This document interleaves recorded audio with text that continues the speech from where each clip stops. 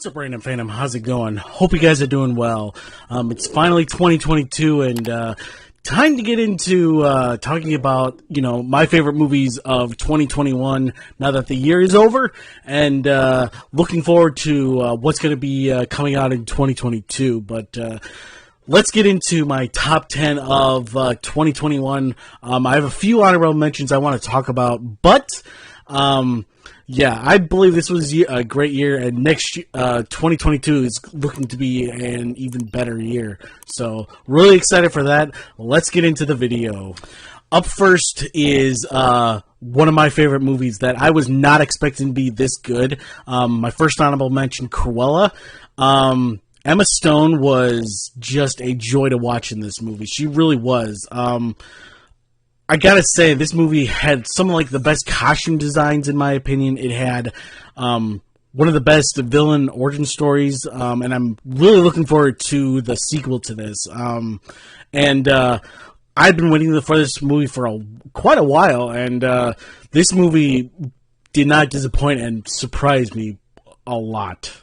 Up next is The Last Duel from Ridley Scott, starring Matt Damon, Adam Driver, Jodie Comer. Jodie Comer is a treasure to behold, and she's an actress to look out for because she was magnificent in this film.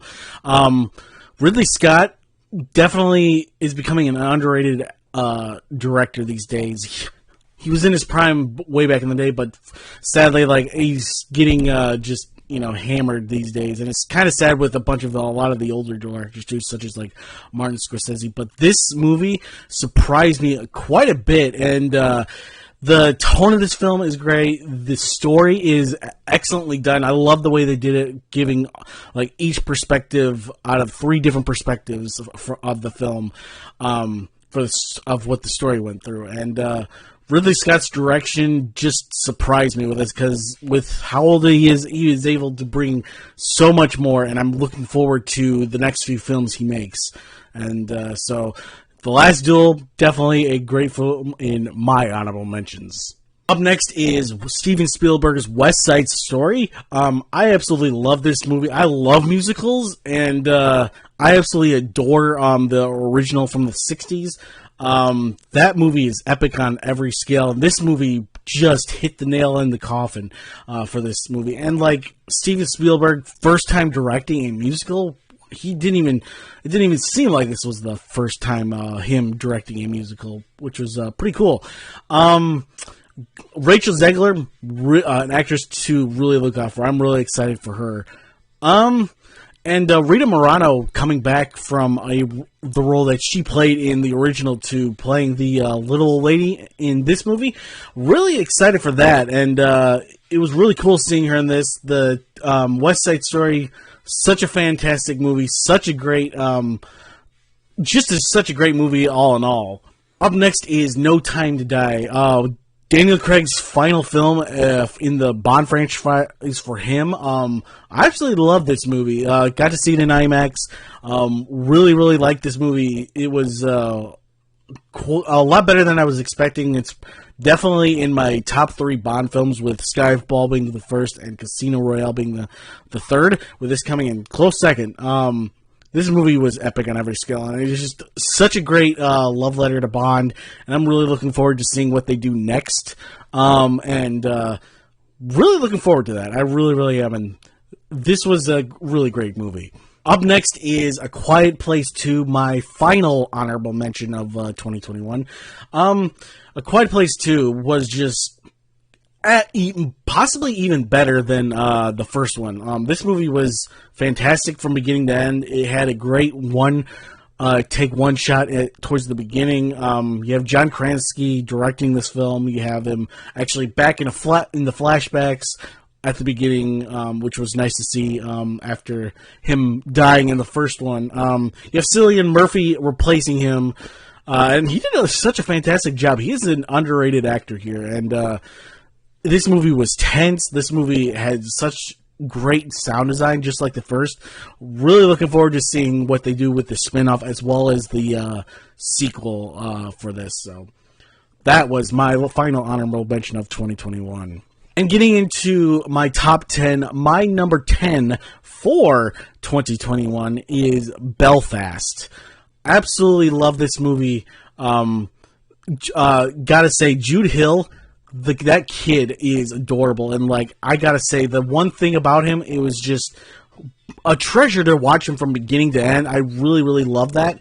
It was really neat to watch. And the story about this was just, just heartfelt, kind of heartbreaking at times, and it was really neat to watch this life of these people struggling, but also, enjoying life at the same time. And I love the Kenneth Branagh having the black and white aesthetic for this film. It really worked. It really, really did, in my opinion. At number 9, we have Edgar Wright's Last Night in Soho. Really adored Anya Taylor-Joy in this movie. She was fantastic in this film, and Mackenzie was fantastic as well, interchanging along with Anya Taylor-Joy. Definitely probably my third favorite Edgar Wright film, right behind Baby Driver and Hot Fuzz. Those two movies, fantastic. This movie just had so many things going for it. Like, there was so many great shots. There was, like, some trick shots that were just amazed me at every turn. This movie was a joy. At number 8 is Jon M. Chu's In the Heights. Was really looking forward to this movie because of Lin-Manuel Miranda. Lin-Manuel Miranda just never disappoints with his music, and he had quite a few stuff that came out this year. But within the Heights, this movie packed so many great songs into it. It had great heart. It was very, very passionate with showing Latinas and all that kind of stuff. It was fantastic. I absolutely love that. And really looking forward to Jon M. Chu's Wicked, which is supposed to come out like next year, or I believe next year. And really looking forward to that. So In the Heights was fantastic. At number 7, we have Dune. Epic on every scale. Dune was just a mesmerizing visual feast from beginning to end. Denis Villeneuve directing this, and him coming back for the sequel, I'm so excited for. Timothée Chalamet is a powerhouse right now. I'm really looking forward to seeing more stuff that he does. You have Josh Brolin, Stellan Skarsgård in this. You have Oscar Isaac, Zendaya. So many people in this movie, and really looking forward to the sequel. But this movie was just epic and grand on every scale. At number 6, we have Together. I adore this little film. It is so good. Ed Helms stars in this. He is just a powerhouse in this film, and he shows you that he can act. He's not just some comedic actor. He is dramatic in this film, and this movie is just one of my personal favorites of the year. Being at number 6. Like, there's so many things I could talk about this. Him wanting to, settle down with himself and have a kid. Him, interviewing people who would like to carry the baby and whatever. And him, creating this relationship with his kid's surrogate. Man, this movie is just so good. I highly recommend. If you've never heard of this movie, I highly recommend it. Next, at number 5, we have Lin-Manuel Miranda's Tick, Tick, Boom, starring Andrew Garfield. Andrew Garfield is definitely going to win, or at least be nominated this year for this role in Tick, Tick, Boom. He was a sight to behold in this movie. He was charismatic. He has such a great singing voice, of all things. And, like, so many songs in this movie I just adore. Lin-Manuel Miranda directing this movie. Oh, man, like, it is something else. This movie was so good. I wish I got to see this in the theater, but I couldn't, and this movie was amazing. At number 4, I didn't really think I would love this movie as much as I did. Coda, oh my word, talk about a movie that really grabs you in and just tugs at your heartstrings just all the time throughout the film. This movie is about about